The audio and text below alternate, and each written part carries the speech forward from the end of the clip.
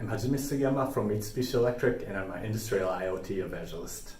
Today, as part of my latest industry IoT trends for everybody, I'd like to talk about AI applied to robots. Lots of mega trends in the industries today: mass customization, time to market, cost reduction. A lot of people think that robots are the answer. So if I can use robots, I'll be able to solve these problems. But robot installation is not as easy as think. Installing a robot is just not set the robot and it works. You have to do a lot of things like adjust the gripper, vision sensor confirmation, positioning, simulation, and you also have to worry about the movement test. It's just not moving the hand, you have to make sure the arm doesn't get stuck somewhere. There's also some key points to think, okay, then let's use AI to make it easier to install robots. But this AI, it has to be easy to use. Don't forget that there's a lot of people in the factory that have no knowledge about AI and data analysis and simulation. So this AI has to be easy to use, and this AI has to be close to the floor, meaning this AI has to respond quickly if something happens on the factory floor. When talking about AI in manufacturing, this is the perfect AI. A robot vacuum cleaner. I use this example because it's very simple. Just press a button and it works on its own. There is no knowledge you need to do it. The only knowledge is just pressing a button, and a vacuum cleaner my grandmother can use. So I think this is what the ideal AI, perfect AI should be. Something that's easy to use and something you don't have to program. Something that's already there and you don't have to think about it.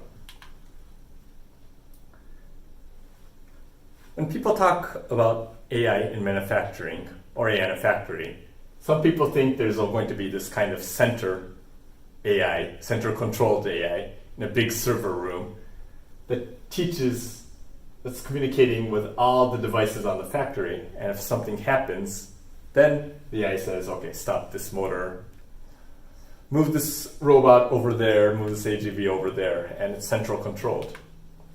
But this is not going to be the reality, and I think there's going to be an AI on every level, on the cloud level, plant level, line level, machine level, like a robot, and even on a component level, like a motor. Why I'm saying this? It's because of the reaction time. If you communicate the cloud, there's always going to be a time lag because they have to think over here and then give you a response. And maybe 5G will solve that problem, but then it's going to be a lot of cost in order to connect all your devices to the cloud. So this is a huge cost you have. So imagine the server and network costs related. Also think about safety and security. What happens if somebody trips over a line?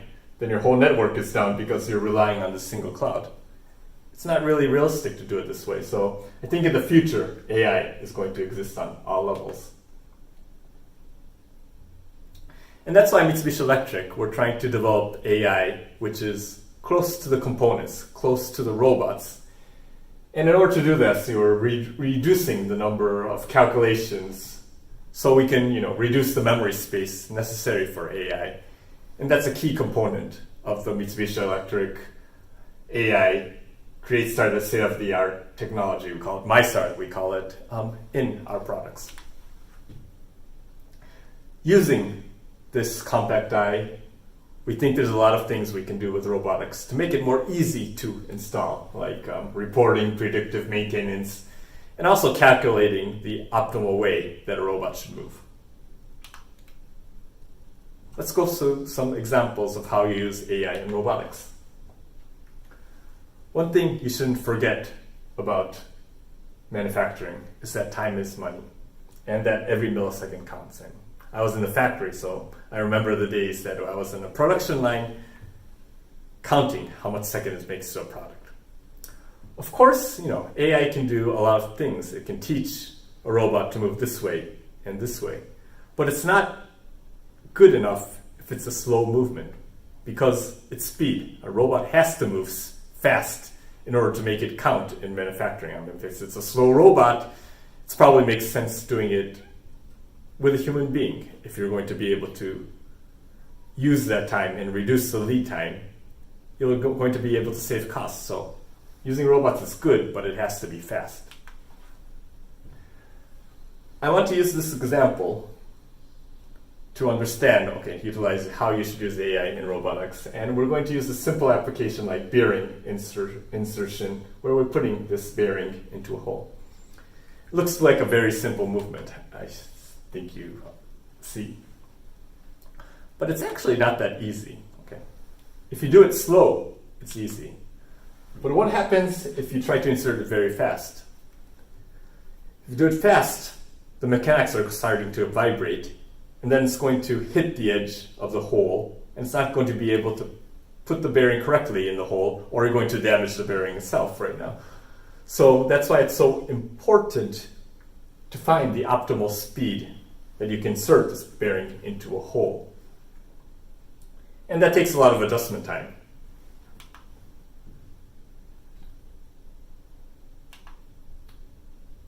To take it a step further, the most optimal movement, the most speed effective movement is going fast. When you get close to the hole, slow down so the vibration stops. Once you get into the hole, speed it up again, and then so you don't hit the bottom, slow it down again. So it's a movement that goes like this. Fast, slow, fast, slow. Again, fast, slow, fast, slow. This is the way you save money and you save time by doing this movement. And in the past, an engineer was actually programming the robot to do this movement, adjusting the robot. Oh, I went too fast, so maybe I should slow it down the next time. So he could save the seconds that he needed to improve the lead time and reduce costs. We wanted to solve this problem because it took a lot of time. And what we did was we utilized AI and also the force sensor that we had on a robot. What a force sensor is a sensor that feels force. Meaning, if it hits something, then it will feel, oh, there's pressure there, so I hit something. Maybe I went too fast. So it's kind of a combination of using this face sensor and AI to find the optimal movement. So what we did is we programmed the robot so it could find the fastest movement by itself. So we do a test movement, and if it was too fast, it vibrated, it would hit the robot hand, and the force sensor will feel it. So it'd say, okay, it's too fast. The robot will try again by itself. If it hit it, it's too fast. Okay, let's go slower. And if you do that over and over again, then eventually it will find the optimal best speediest movement without hitting the hole. And this is a self-learning process, You can see the benefit over here, before and after. This is before AI learning, after AI learning. See the speed, it's very fast. It's not that we couldn't do this with programming. In the past, an engineer would sit by the machine and program to do this, but because we are using AI, this became a self-learning process. And you can see the beautiful self-optimization, also the reduction of setup time because the robot, human engineer, didn't have to do the programming, all the programming by itself. And also we're not even using cloud because this is a kind of option included in the robot system. So these kind of AI technologies help install effective robots in the factory. The other difficult point about using robots in factories is vision systems. Can you tell which is the right egg with the correct egg and real egg and which is not the real egg? It's very difficult, and when I ask people, only about 50% get the right answer. In this case, the left is a picture and the right is the egg. What I want to say is that vision systems are very difficult to install. It's because if a human can't detect it, how can a robot vision system detect it? So that's the way the time we spent in adjusting the systems is sometimes very time consuming. This is a beautiful application you see in robotics today. It's called bin picking, where we place parts in a bin and we program it so a robot picks it up so it could insert it into a line. So you have hundreds of parts here, metal parts here. Why this is such a nice application is because traditionally for these kind of products, you usually use what we call feeder machines. You have a dedicated machine that feeds these parts into the production line. Problem is, when you change the product you're manufacturing, then you have to change the parts, so you end up spending time exchanging in the machine, exchanging the feeder. But if you have a robot that can do it, you don't have to change anything. You just have to press a button, and it will recognize the different part, the different shape, and pick it up yourself. So a lot of people say, okay, this is a good place to use a robot, let's use it. The problem is that installing this application takes time, and it needs a lot of experience, because experience is necessary, but also you need experience on two things. You need to know the vision system, and you need how to move a robot. That's why we're thinking, okay, can we use AI to make this process easier to teach the machine how to do bin picking?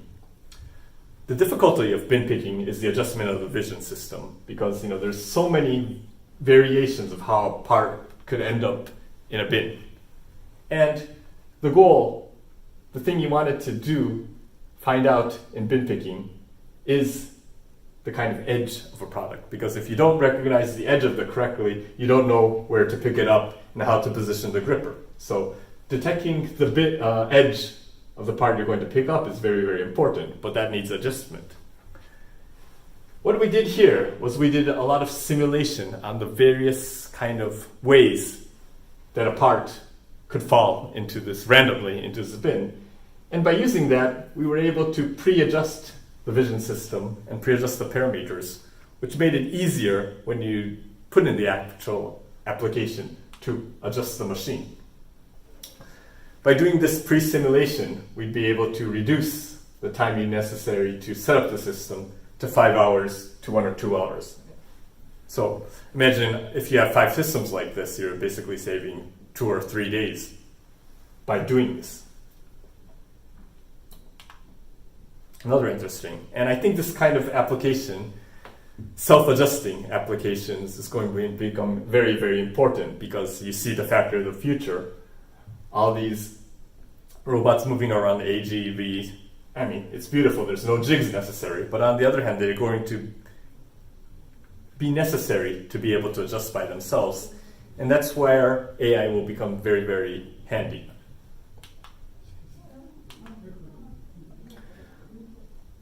I'd like to talk about another application where AI and robots will be useful. For instance, in a logistics center.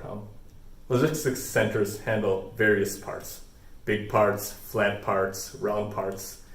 And to do this one robot hand is difficult, because you have a gripper, but you can't use a gripper to suck up, hold a round ball. In that case, you need a vacuum type of hand. So you have to kind of decide what robot hand you're going to use to pick up things. Also important is to find the center of gravity, because if you don't pick up the right center of gravity, you're going to drop the part. And we thought, okay, can we use AI to make these kind of adjustments easier? You can see over here, first, by using real-time recognition, kind of find what part you're picking up, and then you can tell the robot in advance, should I use a gripper or should I use a vacuum cleaner? And you're also teaching him, okay, this is the point of gravity.